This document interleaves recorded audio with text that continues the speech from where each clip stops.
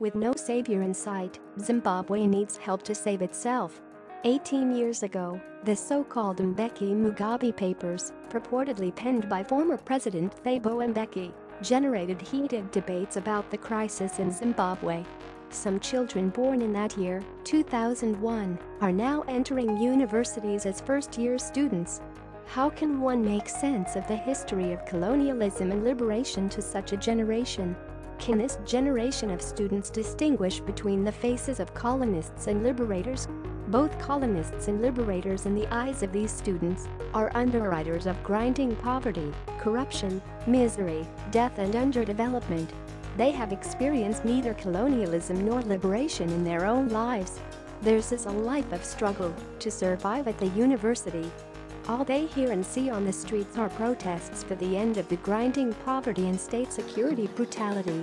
The 37-page Mbeki-Mugabe Papers, outright rejected by both ZANU-PF and the MDC, can be a useful starting point for the first-year student to understand the genesis of the Zimbabwean crisis. It is high time the Zimbabwean leadership across the political divide and civil society asked the question, how did the liberation narrative of the 1980s go wrong? Bob Marley sang in Harare at Independence Day in 1980 that Africans liberated Zimbabwe. The political and economic crisis requires Zimbabweans to have frank dialogue among themselves. Sadly, no amount of brutality by the state or noise on the streets by the opposition can resolve this crisis.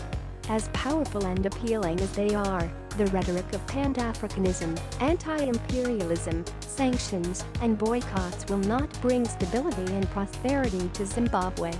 Pragmatism should inform Zimbabweans in their dialogue.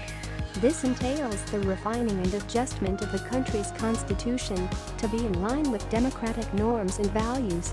Institutions of good governance must be restructured and more people-oriented than their current state-centric nature. The Mbeki-Mugabe Papers simply stated that the ZANU-PF government embarked on an unprecedented progressive program to uplift the lives of the poor on borrowed money and on donor resources. A decade into the ZANU-PF government's progressive programs, the Soviet Empire collapsed. Confronted by the apartheid regime's destabilization policy in southern Africa and the failure to have an independent economic policy, ZANU-PF closed the democratic space and progressive language of liberation. The former liberators became too corrupt and turned against their progressive forces within trade unions, urban elite and civil society. Resources meant for the people were deviated to satisfy the high living standards of liberators and the state machinery. In the past 18 years, the Zimbabwean story has moved from liberation to dictatorship and decay.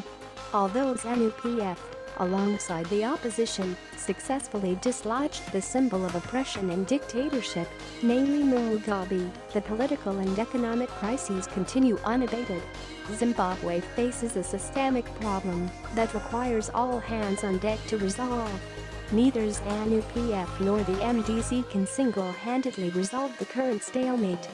As was the case in 2001, South Africa, Africa and the international community can only assist to alleviate the situation if Zimbabweans lead them. It requires holistic and pragmatic solutions led by Zimbabweans to walk the path towards a truly democratic path anchored in workable economic policies for liberation. The fantasy that one leader or one political party can resolve the crisis is just that.